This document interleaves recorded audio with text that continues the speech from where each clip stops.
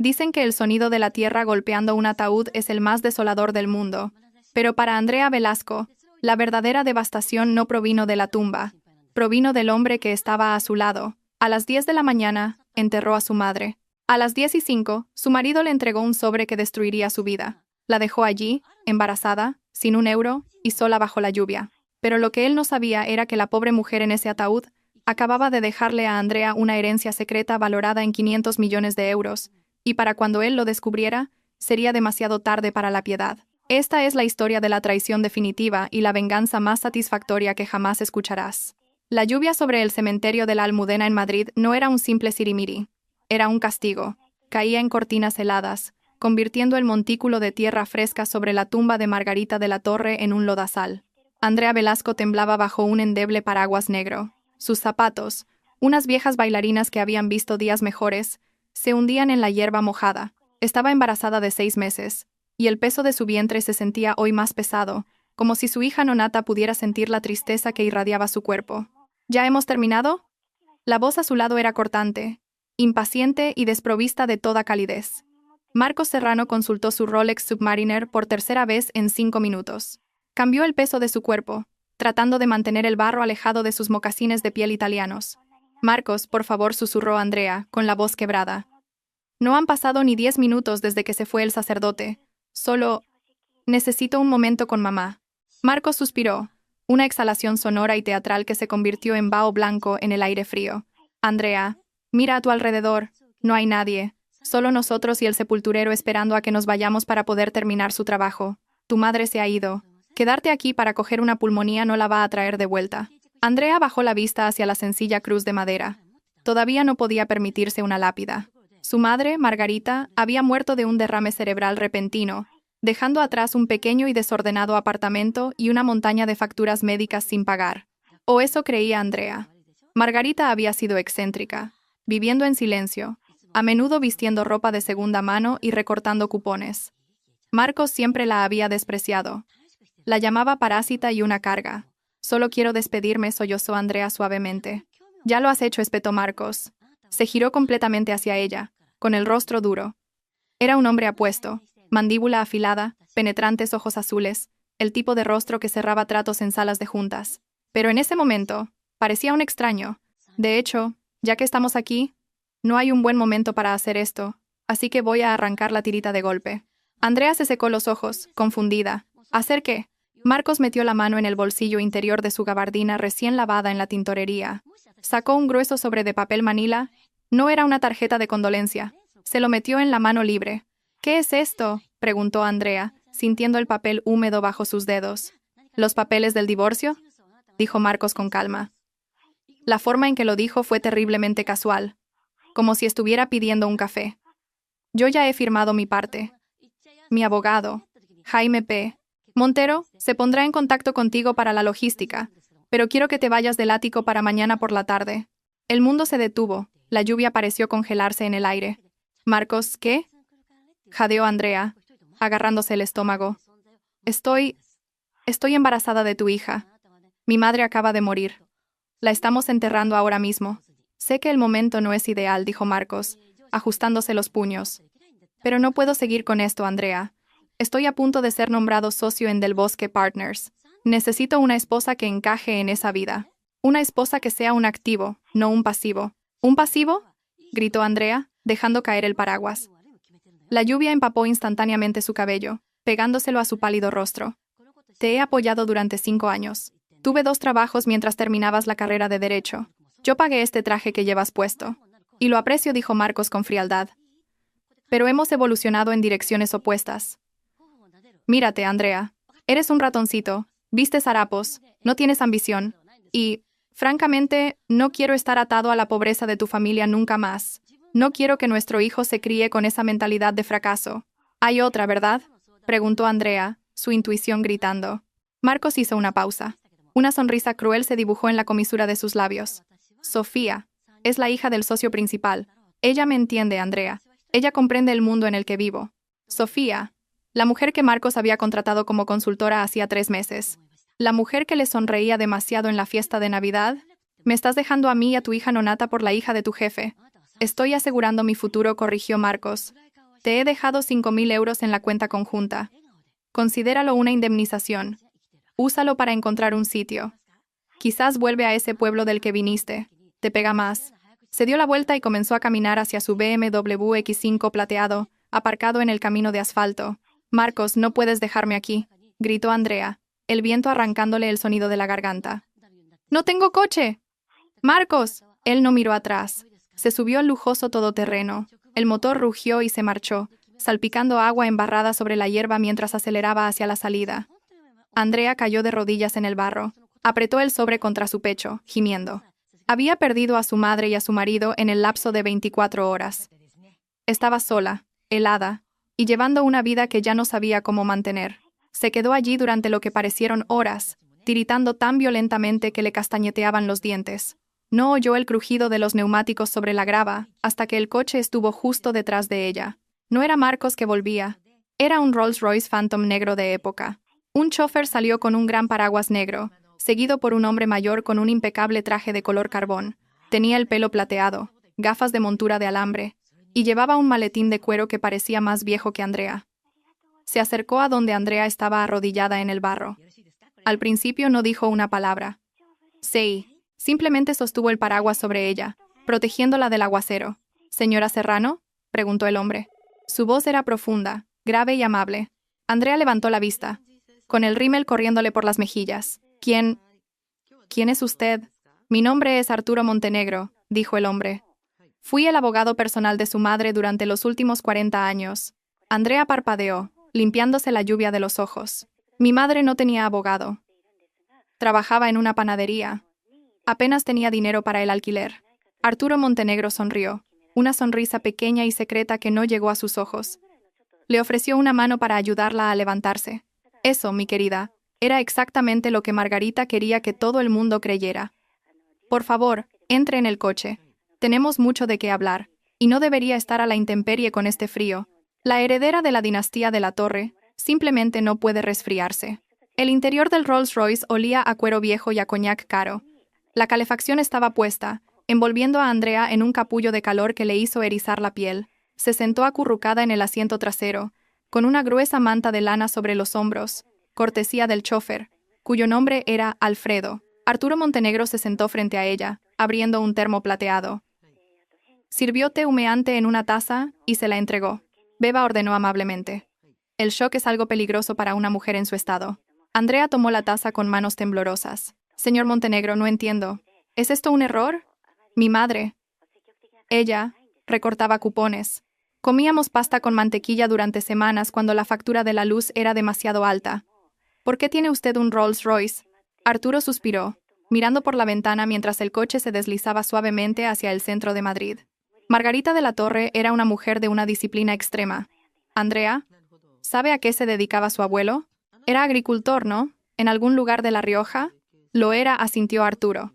Pero en 1974, descubrió que sus tierras eran perfectas para un tipo de viñedo muy exclusivo, y luego invirtió ese dinero en una pequeña empresa de telecomunicaciones en la que nadie creía. Margarita lo heredó todo cuando tenía 20 años. Andrea lo miró fijamente. «Por culpa de su padre», dijo Arturo en voz baja. «Su padre se casó con Margarita por su dinero. Gastó millones en 3 años. La engañó y casi llevó la fortuna a la bancarrota antes de morir en ese accidente de coche. Margarita estaba aterrorizada de que usted creciera para ser como él, o que atrajera a hombres que solo quisieran su riqueza». Andrea sintió que se le formaba un nudo en la garganta. Pensó en Marcos. «No puedo estar atado a un barco que se hunde». Ella quería que usted encontrara a un hombre que la amara por ser usted, Andrea, no por el apellido de la Torre. Quería que aprendiera el valor de un euro, del trabajo duro, de la bondad. Arturo hizo una pausa, sus ojos entrecerrándose ligeramente detrás de sus gafas. Estaba observando a su marido muy de cerca. Ella lo sabía, susurró Andrea. Sabía que era malo. Lo hizo investigar hace 3 años, reveló Arturo. Sabía de sus deudas de juego en el casino, sabía de su ambición, y sospechaba la infidelidad mucho antes que usted. Estaba esperando a que usted lo viera. Andrea miró el sobre embarrado, todavía en su mano. «Lo he visto hoy. Se ha divorciado de mí junto a su tumba». El rostro de Arturo se ensombreció. Un destello de ira genuina cruzó sus facciones. «¿Ha hecho qué?» «Me ha dejado», dijo Andrea, con la voz vacía. «Dijo que yo era un pasivo». Dijo que era una pobretana y que necesitaba a alguien con estatus. Arturo la miró fijamente durante un largo momento, y luego, sorprendentemente, soltó una risa baja y seca. No era una risa de diversión, era la risa de un general al que acababan de entregar los planes de batalla del enemigo. Estatus, repitió Arturo, saboreando la palabra como un vino agrio. El señor Serrano es un socio junior en un bufete de abogados que factura por horas. Cree que eso es estatus. Arturo colocó su maletín en el regazo y abrió los pestillos dorados. Sacó un grueso documento encuadernado en terciopelo azul. Lo abrió.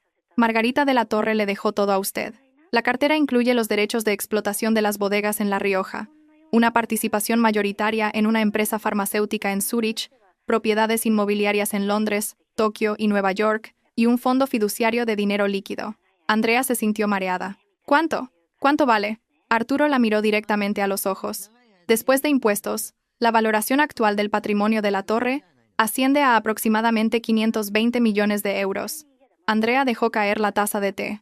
No se rompió, pero el líquido caliente se derramó sobre las alfombrillas. No podía respirar. 500 millones de euros. Pero Arturo levantó un dedo. Hay una condición. Su madre sabía que usted era de corazón blando, Andrea. Le preocupaba que si heredaba este dinero estando casada con un hombre como Marcos, él la manipularía para que le diera el control. Andrea miró los papeles del divorcio en su regazo. Marcos acababa de entregarle la llave de la fortuna. Al divorciarse de ella, había cumplido la condición. Él... Lo hizo él mismo, susurró Andrea. Precisamente, dijo Arturo. Técnicamente, como él presentó los papeles antes de que usted reclamara la herencia, y dado que en España el régimen por defecto es el de bienes gananciales, pero las herencias suelen ser privativas, especialmente con esta estructura de fideicomiso, él tiene derecho a exactamente 0 céntimos de este dinero. Arturo se inclinó hacia adelante. Sin embargo, nadie sabe esto. Para el mundo, Margarita de la Torre murió pobre. Para Marcos, usted es una madre soltera indigente. Si presentamos la aceptación de la herencia públicamente, podría intentar impugnar el divorcio, reclamar que la quiere de vuelta solo para obtener un acuerdo. Las lágrimas de Andrea se habían secado. En su lugar, una brasa fría y dura comenzó a arder en su pecho. Pensó en Marcos marchándose. Pensó en él llamándola un pasivo. Pensó en Sofía, la mujer, ocupando su lugar. Él quiere el divorcio, dijo Andrea, su voz temblando, pero esta vez de rabia, no de tristeza. Le daré el divorcio, pero no quiero que sepa lo del dinero. Todavía no. Arturo sonrió. Y esta vez fue la sonrisa de un depredador. Esperaba que dijera eso. El silencio es nuestra mayor arma, pero necesita un lugar donde vivir. El ático está a su nombre. Sí. Bien. Que se lo quede.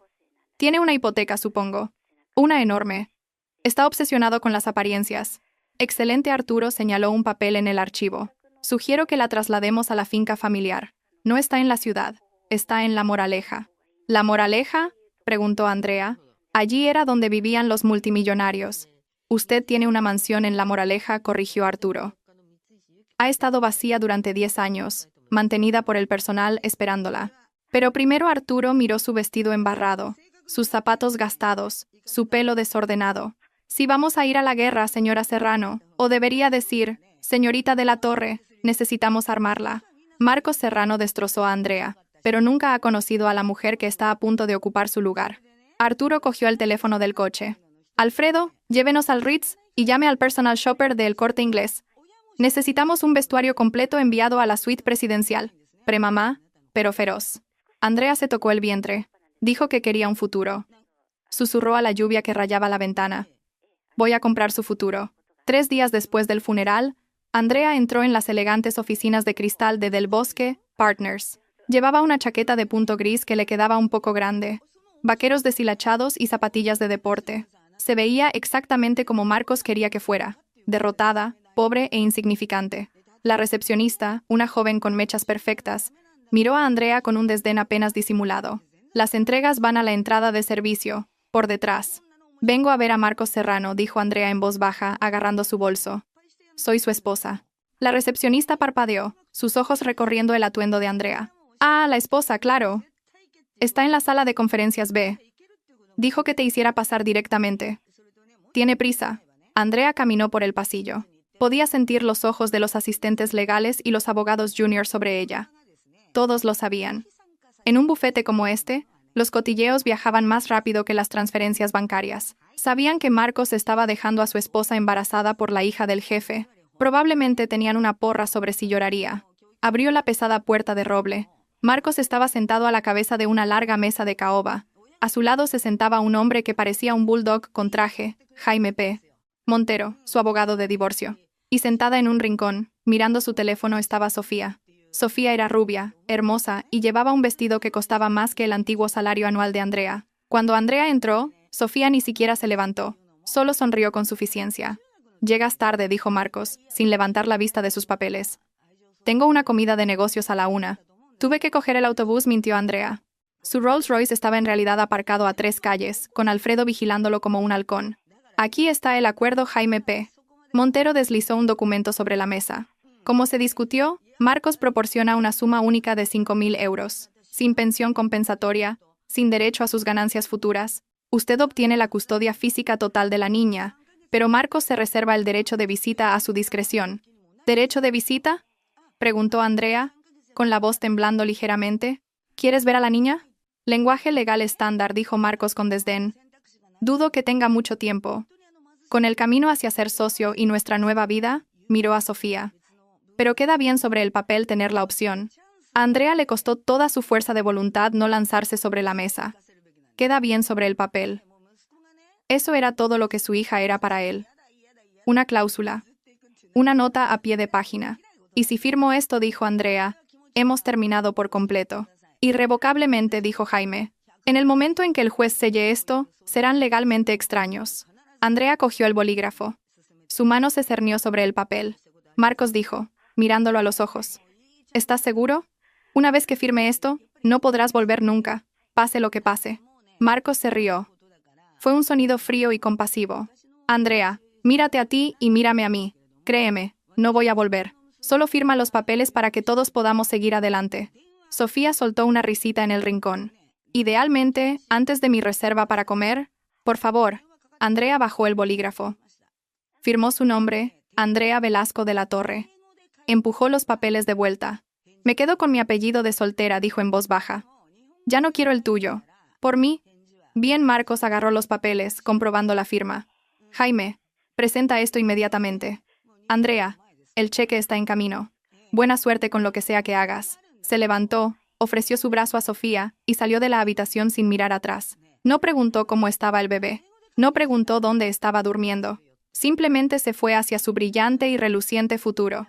Andrea esperó hasta que la puerta hizo clic al cerrarse. Entonces se levantó. Se alisó la chaqueta. Su postura cambió. La espalda encorvada desapareció, reemplazada por una columna vertebral de acero. Salió del edificio, ignorando a la recepcionista. Caminó 3 calles hasta el Rolls Royce que la esperaba. Alfredo abrió la puerta. Arturo Montenegro la esperaba dentro con una copa de cava. «¿Está hecho?», preguntó. «Está hecho», dijo Andrea, con la voz gélida. «Cree que soy una indigente. Cree que ha ganado». Arturo chocó su copa contra la de ella. «El enemigo más peligroso, mi querida, es el que crees que está muerto. Ahora, vamos a casa». El coche salió de la ciudad, cruzando hacia la exclusiva urbanización de La Moraleja. Pasaron por puertas de hierro y oro, caminos de entrada ocultos por enormes cedros. Finalmente, giraron hacia un camino de entrada que parecía extenderse por kilómetros. La finca de la Torre no era una casa. Era un santuario, una fortaleza moderna de cristal, piedra y madera con vistas a los jardines. Tenía 6 dormitorios, una biblioteca, un muelle privado en un lago artificial y un personal de 5 personas que habían jurado secreto absoluto. Cuando Andrea salió del coche, la jefa de la casa, una mujer maternal llamada señora Jiménez, inclinó la cabeza. «Bienvenida a casa, señorita de la Torre. Hemos preparado la habitación del bebé». Andrea recorrió la casa, su mano rozando las superficies de mármol importado. Se detuvo en la habitación del bebé. Estaba pintada de un suave color crema, con una cuna que parecía pertenecer a la realeza. Se acercó a la ventana de suelo a techo y miró las grises aguas del lago. En algún lugar al otro lado de esa urbanización, en un abarrotado ático del centro, Marcos celebraba su libertad. «Disfrútalo», Marcos susurró, con la mano apoyada en su vientre. «Disfruta de tu pequeña victoria. Porque cuando termine contigo, no te quedará ni un nombre que firmar». 6 meses después, Marcos Serrano se ajustaba la corbata en el espejo del baño de Del Bosque Partners. Parecía cansado. Tenía ojeras que el corrector no podía ocultar del todo. La vida con Sofía no era el cuento de hadas que había imaginado. Resultó que Sofía no era solo de alto mantenimiento, era un agujero negro financiero. Exigía días de spa semanales, coches nuevos y vacaciones a Ibiza. Marcos ganaba buen dinero, pero se estaba desangrando para mantener su estilo de vida. Vivía de cheque en cheque con un sueldo de 6 cifras. Peor aún, el ascenso a socio principal aún no se había materializado. Su suegro, el jefe, seguía colgándolo como una zanahoria en un palo. Solo un cliente grande más. Marcos, trae una ballena y el puesto de socio es tuyo. Marcos se echó agua en la cara. Necesitaba una victoria. Necesitaba un milagro. Volvió a su escritorio donde su asistente, un joven nervioso llamado Gregorio, esperaba. Señor Serrano, tartamudeó Gregorio. Tiene una llamada en la línea 1. Es el Grupo Aurelius. Marcos se quedó helado. El Grupo Aurelius. Eran una leyenda fantasma en el mundo de la inversión, una firma de capital privado con sede en Zúrich que había surgido de la nada hacía 6 meses. Estaban comprando activos en dificultades, startups tecnológicas y bienes raíces por todo el país. Nadie sabía quién era el CEO. Solo sabían que Aurelius tenía bolsillos más profundos que el Banco de España. Marcos cogió el teléfono. Habla Marcos Serrano. Señor Serrano, respondió una voz nítida con acento británico. Soy Arturo Montenegro. Represento al Grupo Aurelius. El corazón de Marcos martilleaba. Señor Montenegro, he oído hablar de usted. ¿Qué puedo hacer por usted? Estamos buscando asesoramiento local en Madrid, dijo Arturo con suavidad. Estamos planeando una OPA hostil sobre una empresa de logística y necesitamos un abogado que sea agresivo. Alguien a quien no le importe ensuciarse las manos. Su nombre surgió. Marcos hinchó el pecho. Soy su hombre, señor Montenegro. Agresivo es mi segundo nombre. Excelente. Sin embargo, el Grupo Aurelius valora la privacidad por encima de todo. Usted reportará directamente a mí. Nunca conocerá a la junta directiva y priorizará nuestros casos por encima de todos los demás clientes. A cambio, estamos dispuestos a pagarle unos honorarios de 50.000 euros al mes, más las horas facturables. 50.000. Eso era más que su salario base. Era suficiente para pagar sus tarjetas de crédito, comprarle a Sofía el collar de diamantes que le pedía y finalmente asegurar el puesto de socio. Acepto, dijo Marcos, casi demasiado rápido. ¿Cuándo empezamos? Inmediatamente, dijo Arturo. Le envío los archivos ahora. No nos falle, señor Serrano. El presidente de Aurelius es implacable. Marcos colgó el teléfono y dio un puñetazo al aire. Sí, no sabía que a 5 kilómetros de distancia, en el soleado estudio de la finca de la Torre, Arturo Montenegro colgaba el teléfono y miraba a la mujer sentada en la silla de cuero de respaldo alto. Andrea no se parecía en nada a la mujer del cementerio. El peso extra del embarazo había desaparecido, reemplazado por un físico esbelto y atlético perfeccionado por un entrenador personal. Su cabello, antes de un castaño apagado, era ahora de un castaño rico y brillante cortado en un bob asimétrico y afilado que gritaba poder. Llevaba un traje blanco a medida que costaba más que el coche de Marcos. En sus brazos sostenía a una niña de 3 meses con brillantes ojos azules. Victoria. ¿Ha picado el anzuelo?, preguntó Andrea, meciendo suavemente a Victoria.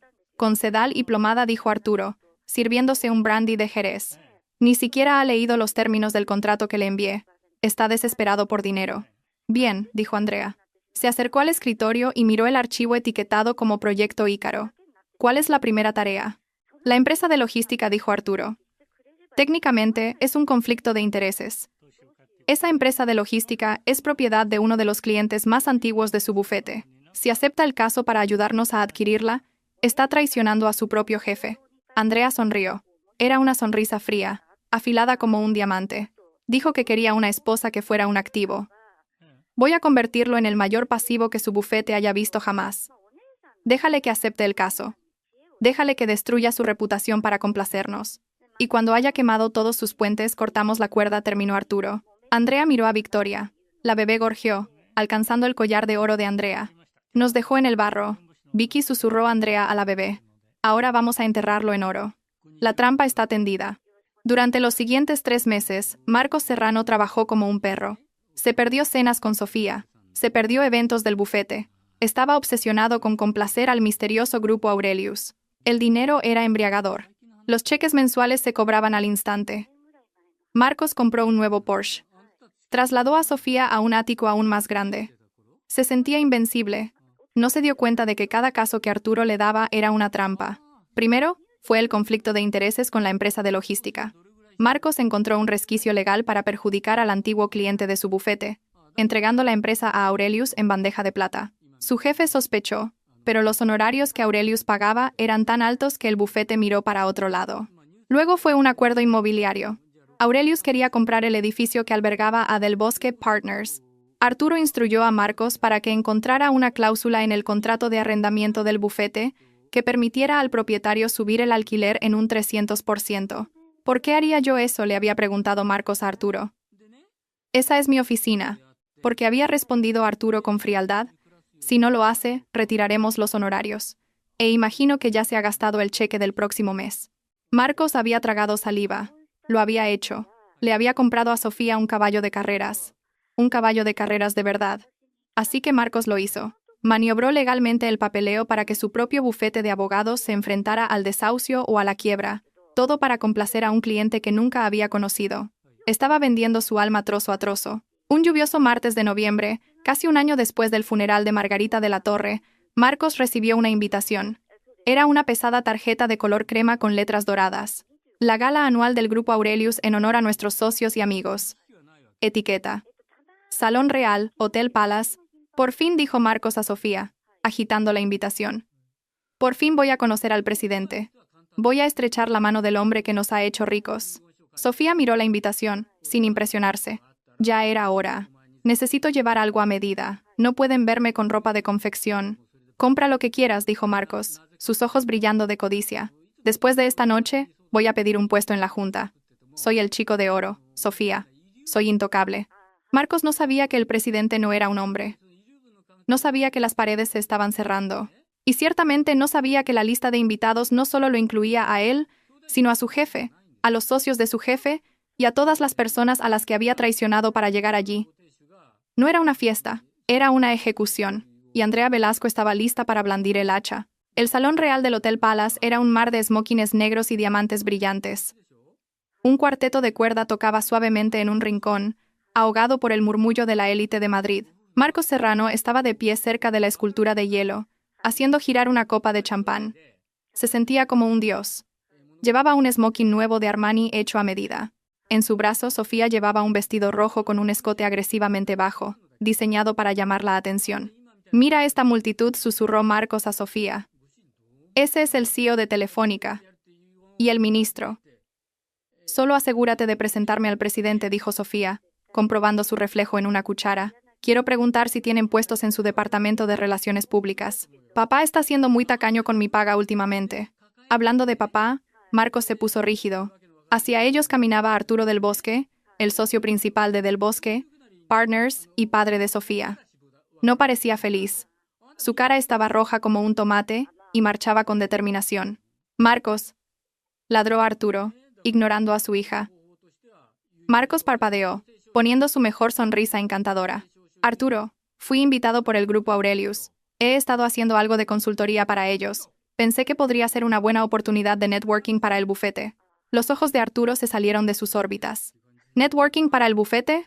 ¿Estás loco? El Grupo Aurelius es el depredador que acaba de hacer una OPA hostil a nuestro mayor cliente de logística. Son los que acaban de subir el alquiler de nuestro edificio. Están tratando de desangrarnos». La sonrisa de Marcos vaciló. Sintió una gota de sudor frío recorrer su espalda. Sabía que él había redactado el papeleo para esos acuerdos, pero no se había dado cuenta de que Arturo sabía que Aurelius estaba detrás. «Yo no estaba al tanto de los detalles», Arturo mintió Marcos. «Solo me encargué de algunos trabajos contractuales menores». «Pues más te vale que fueran menores», siseó Arturo. «Porque voy a averiguar quién dirige esta empresa fantasma y voy a demandarlos hasta la edad de piedra. Y si descubro que alguien de mi bufete los ayudó», dejó la amenaza flotando en el aire. De repente, las luces del salón se atenuaron. Un foco iluminó el escenario. El parloteo cesó al instante. Arturo Montenegro subió al escenario. Parecía distinguido, poderoso y totalmente en control. «Damas y caballeros», la voz de Arturo retumbó por los altavoces. «Distinguidos invitados. Víctimas». Una oleada de risa nerviosa recorrió la multitud. «Esta noche», continuó Arturo, «es una noche de revelaciones. Durante el último año, el Grupo Aurelius ha estado operando en la sombra. Hemos adquirido activos. Hemos corregido ineficiencias del mercado y hemos puesto a prueba el carácter». Arturo escudriñó la sala. Sus ojos parecieron fijarse en Marcos por una fracción de segundo. Muchos de ustedes se han preguntado quién está detrás del grupo Aurelius. Han circulado rumores. ¿Es un príncipe extranjero? ¿Un algoritmo tecnológico? ¿Una junta directiva sin rostro? Marcos se inclinó hacia adelante, su corazón latiendo con fuerza. Ya llegaba. El pez gordo. La verdad, dijo Arturo, haciéndose a un lado, es que el grupo Aurelius se fundó sobre un único principio. El verdadero poder no ruge. Espera. Por favor, den la bienvenida a la presidenta y única propietaria del grupo Aurelius, la señorita Andrea de la Torre. Las pesadas cortinas de terciopelo se abrieron. Marcos dejó caer su copa de champán. Se hizo añicos en el suelo de mármol, el sonido resonando en el silencio. Saliendo al escenario estaba Andrea. Pero no era la Andrea que él conocía. No era la mujer con la ropa de funeral embarrada. No era el ratoncito que se disculpaba por existir. Esta mujer era una diosa. Llevaba un vestido largo de terciopelo azul noche que se ceñía a cada curva, brillando bajo las luces como aguas profundas. Alrededor de su cuello lucía un collar de diamantes tan grande que parecía pesado. Su cabello oscuro estaba recogido en un moño regio. Su maquillaje era impecable, resaltando unos ojos que ardían con una inteligencia fría y aterradora. Se acercó al micrófono. No parecía nerviosa. Parecía aburrida. ¿Andrea?, resolló Marcos. La habitación giró. Esa es Andrea. ¿Quién?, preguntó Sofía, mirando al escenario con celos. Esa multimillonaria, ¿la conoces? Esa es mi mujer, susurró Marcos, con la voz quebrada. En el escenario, Andrea golpeó el micrófono. Buenas noches, dijo. Su voz era suave, segura, sin reconocer a nadie. Gracias a todos por venir. Hace un año, estaba en un cementerio bajo la lluvia, con nada más que 5.000 euros y el corazón roto. Esta noche, estoy aquí como propietaria de una cartera valorada en 700 millones de euros. La multitud jadeó. Estallaron los aplausos. Pero el dinero, continuó Andrea, levantando una mano para silenciarlos. Es fácil de conseguir. La lealtad, la integridad, eso es raro. Empecé esta empresa para poner a prueba la integridad de la gente de esta ciudad, específicamente la integridad de los más cercanos a mí. Miró directamente a Marcos. El foco pareció seguir su mirada. Descubrí que algunos hombres venderán su alma por un cheque de honorarios, dijo Andrea, su voz bajando una octava. Descubrí que algunos abogados traicionarán a sus propios socios por un atisbo de poder. Y descubrí que a veces el pasivo que desechas es en realidad el banco. Marcos sintió que se asfixiaba. Estaba hablando de él. El acuerdo de logística, la subida del alquiler. Había hecho esas cosas para la empresa de ella, pensando que estaba sirviendo a un extraño. Había destruido a su propio jefe por ella. Andrea sonrió. Una sonrisa cruel y hermosa. Por favor, disfruten del champán. Es de época, como la venganza. Se dio la vuelta y salió del escenario. El pandemonio estalló. Marcos. Espera, Sofía le agarraba del brazo, pero Marcos se la quitó de encima. Corría impulsado por la adrenalina y el pánico. Se abrió paso entre la multitud, ignorando la mirada furiosa de su jefe, Arturo. Tenía que llegar a ella. Tenía que llegar a Andrea. «¡Es rica!», gritaba su mente. «Vale cientos de millones. Y todavía estamos legalmente casados. Nunca firmé la sentencia final. Espera, ¿lo hice? No. El periodo de reflexión. Todavía puedo arreglarlo». Llegó a la sección VIP, bloqueada por 2 enormes guardias de seguridad. «¡Quítense de mi camino!», gritó Marcos. «Esa es mi mujer. Tengo derecho a verla». «Déjenle pasar», dijo una voz desde dentro. El guardia se hizo a un lado. Marcos tropezó al entrar en un salón privado. Andrea estaba sentada en un sofá de terciopelo, bebiendo agua. Arturo Montenegro estaba de pie detrás de ella como un centinela. Andrea no se levantó. Lo miró por encima del borde de su vaso. «Hola, Marcos. Pareces sudoroso. ¿El smoking es de alquiler?» «¿Andrea?», jadeó Marcos, cayendo de rodillas frente a ella. «Andrea, Dios mío, ¿por qué no me lo dijiste? ¿Por qué lo ocultaste? ¿Habría importado?», preguntó Andrea fríamente. «Si te lo hubiera dicho en el funeral, ¿te habrías quedado? ¿O te habrías quedado por el dinero?». «Me habría quedado porque eres mi mujer», mintió Marcos, intentando cogerle la mano. Andrea la apartó como si estuviera enfermo. «No estamos casados», Marcos dijo. «El divorcio finalizó hace 3 meses. Estabas tan ocupado con el trabajo de Aurelius que ni siquiera leíste la notificación de la sentencia final enviada a tu oficina. Dejaste que se resolviera en rebeldía. «Podemos volver a casarnos», suplicó Marcos. Parecía patético. La arrogancia había desaparecido, reemplazada por una codicia desnuda. «Tenemos una hija. Quiero ser un padre, Andrea. Quiero ser una familia». Andrea se rió. Fue un sonido oscuro. Arturo dijo, «Muéstraselo». Arturo dio un paso adelante y dejó caer un grueso archivo sobre la mesa. «¿Qué es esto?», preguntó Marcos. «Esto», dijo Arturo, «es una recopilación de cada correo electrónico, cada contrato y cada transacción que usted facilitó para el Grupo Aurelius durante los últimos 6 meses.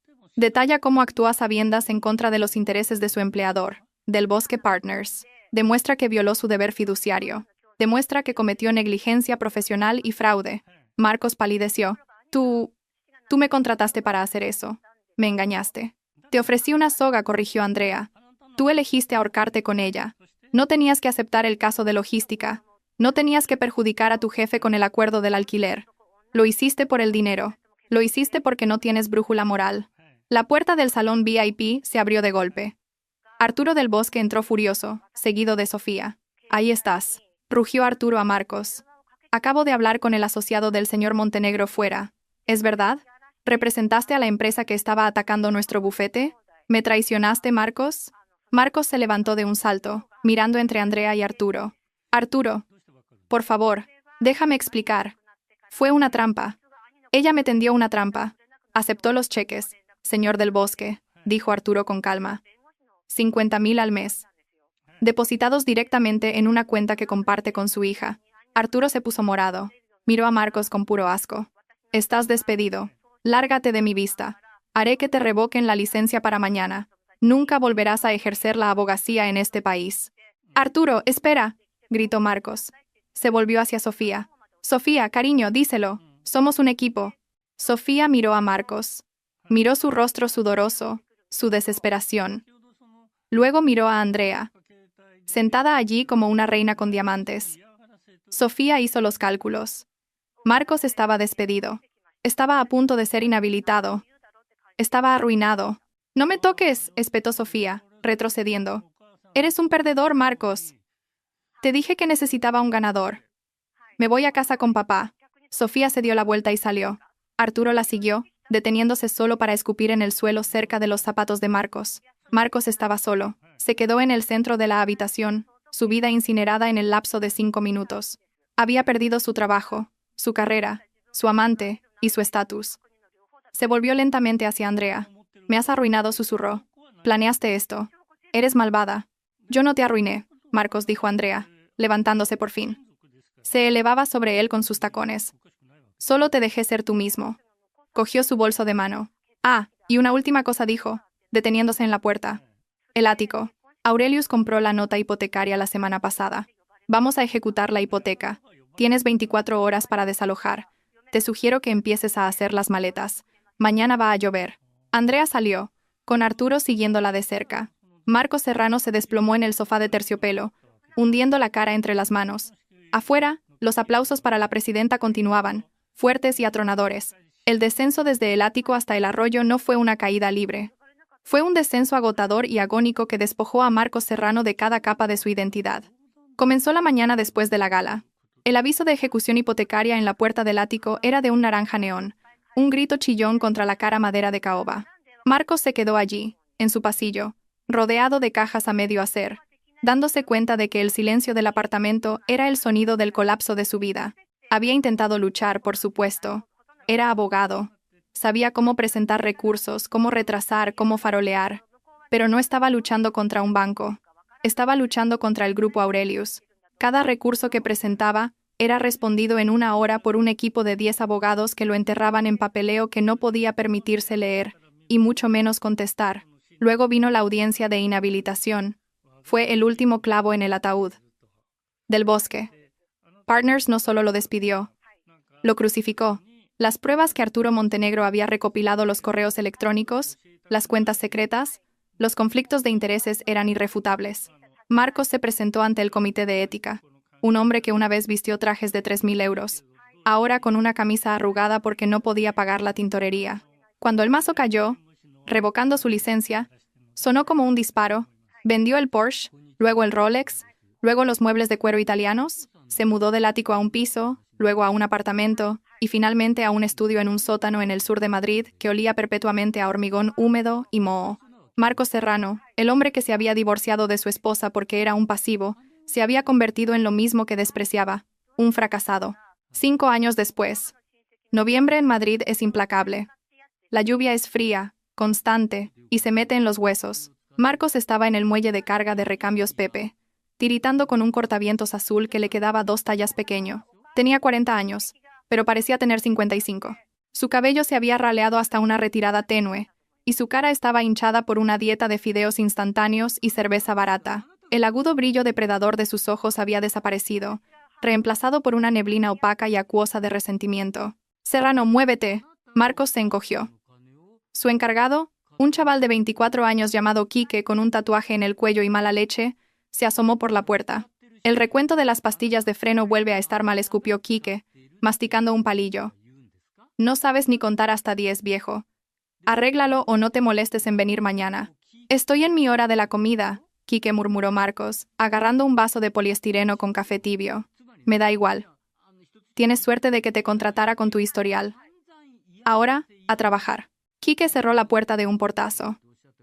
Marcos se quedó solo en el frío, mirando el asfalto gris. Recordaba una época en que los asociados junior temblaban cuando él entraba en una sala. Ahora lo acosaba un chaval que ni siquiera había terminado la formación profesional. Encendió la pequeña radio portátil que guardaba en el muelle de carga. Necesitaba ruido para ahogar sus pensamientos. Una reportera hablaba con entusiasmo sobre la gran inauguración de una nueva ala en el hospital infantil. Una donación sin precedentes de 100 millones de euros de la filántropa Andrea de la Torre, que ha transformado la atención pediátrica en la ciudad. El nuevo centro pediátrico de la Torre Serrano. Marcos se congeló. El vaso de café se le resbaló de la mano, salpicando sus zapatillas gastadas. De la Torre Serrano. El nombre resonó en su cabeza como una campana de iglesia. Había conservado su apellido. Su corazón comenzó a martillar contra sus costillas, un ritmo frenético y desesperado. ¿Por qué Andrea llamaría a un edificio de 100 millones de euros Serrano? Lo odiaba. Lo había destruido. A menos que ya no lo odiara. La esperanza es algo peligroso para un hombre desesperado.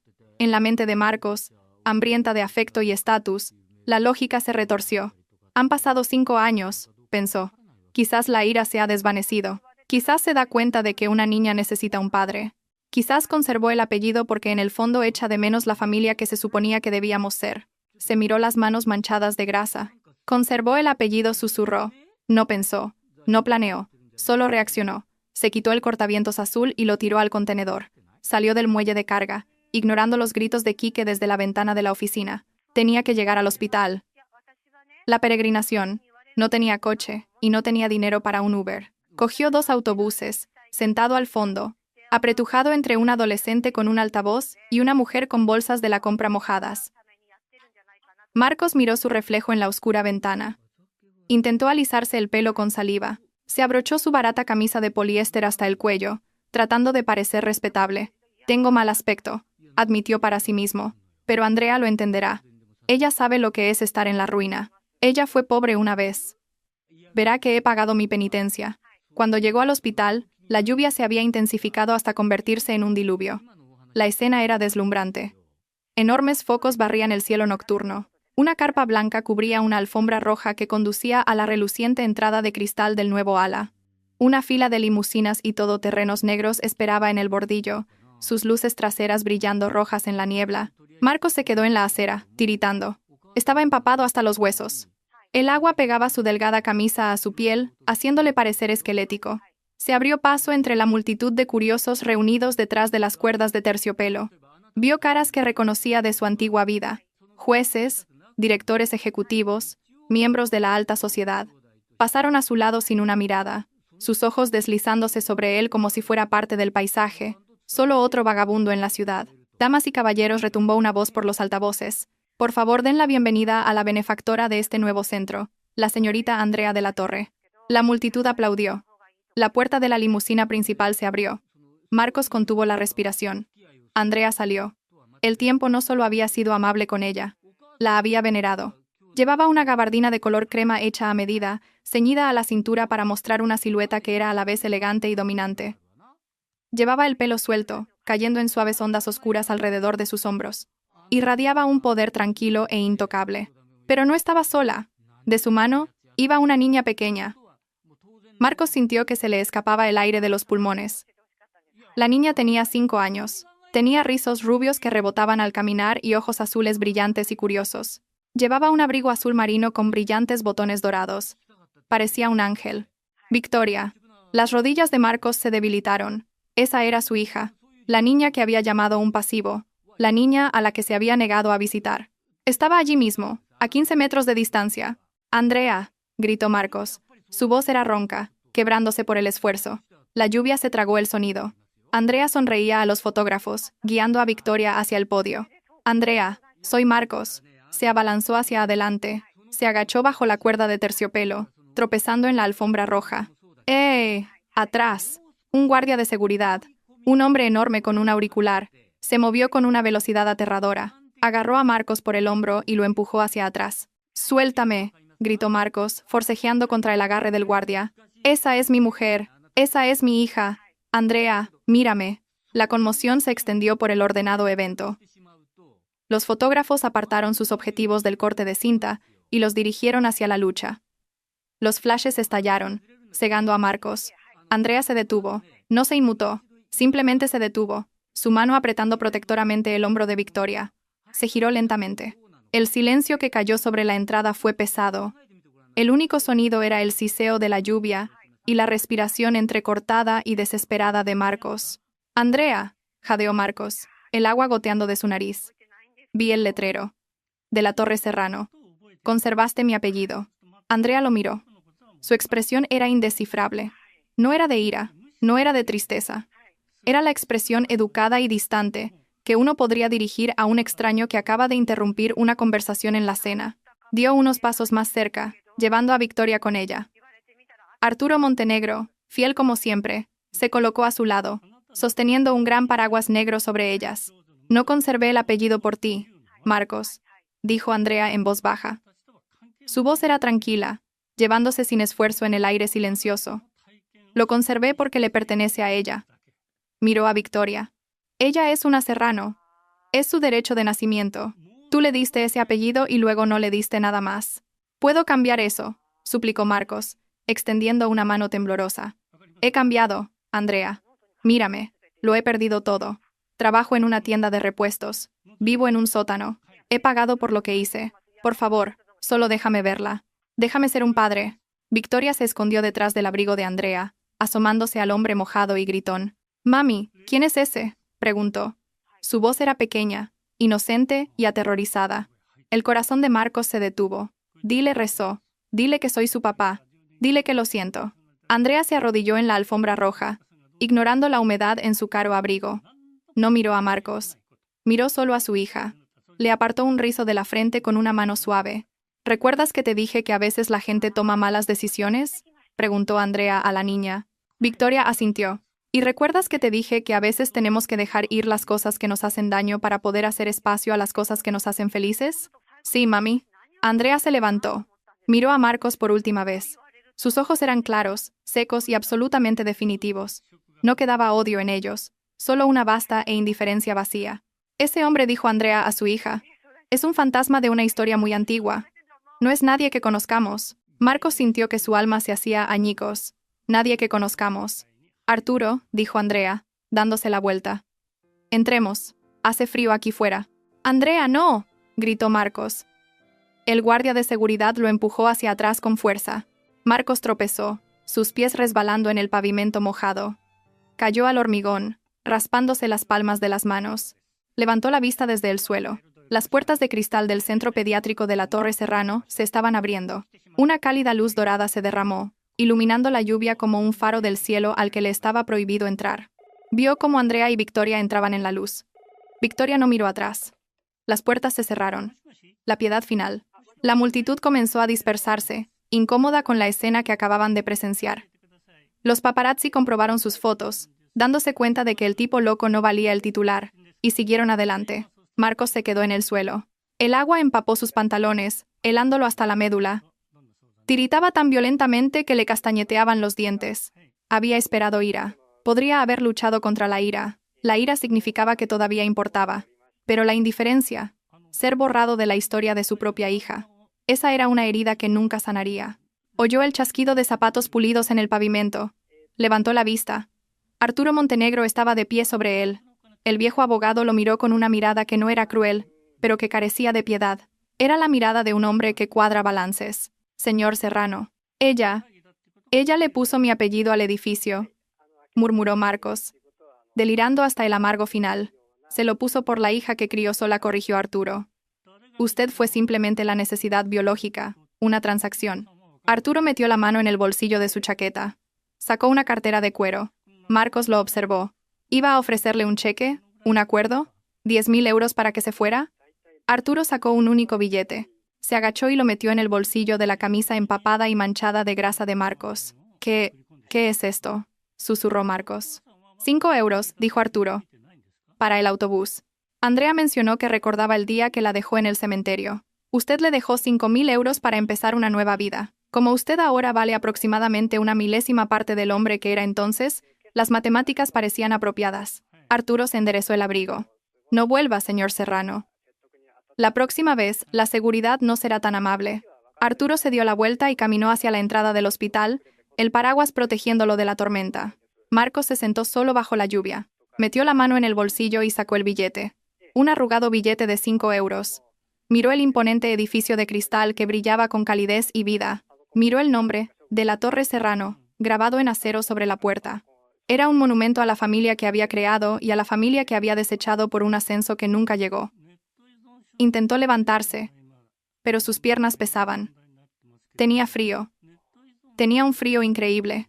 Marcos se rió. Fue un sonido roto y desgarrado que se convirtió en un sollozo. Se acurrucó sobre sí mismo en el pavimento mojado, apretando los 5 euros contra su pecho mientras la lluvia de Madrid caía sobre él, limpiando la calle de la suciedad, la mugre y los fantasmas. Y esa es la trágica y satisfactoria realidad del karma. Marcos pensó que podía desechar a un ser humano como basura, porque no encajaba en su estética, solo para descubrir que ella tenía las llaves del mismo reino al que él estaba desesperado por entrar. Pasó su vida persiguiendo el oro, pero en su codicia, tiró el diamante.